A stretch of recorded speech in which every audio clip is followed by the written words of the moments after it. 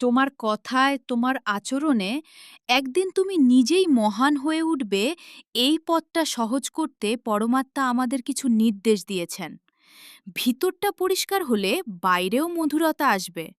মনে যদি থাকে শান্তি, ভালোবাসা আর পবিত্রতা, তাহলে কথাতেও সেই মাধুর্য ফুটে উঠবে।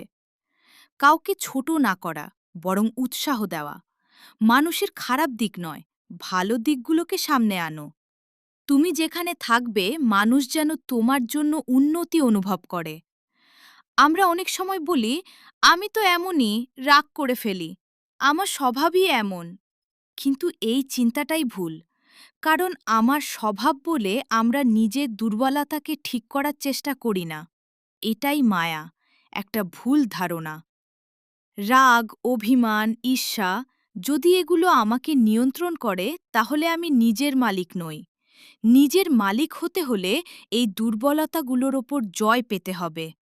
অভিমান, সহজে যে কষ্ট পাওয়া। ঈর্ষা, আবেগে হঠাৎ প্রতিক্রিয়া। রাগ, নিজের স্বভাবকে বদলাও, নিজের ওপর নিজের নিয়ন্ত্রণ আনো, নতুন স্বভাব গড়ে তোলো। মধুরতা, নম্রতা আর শান্ত ভাব।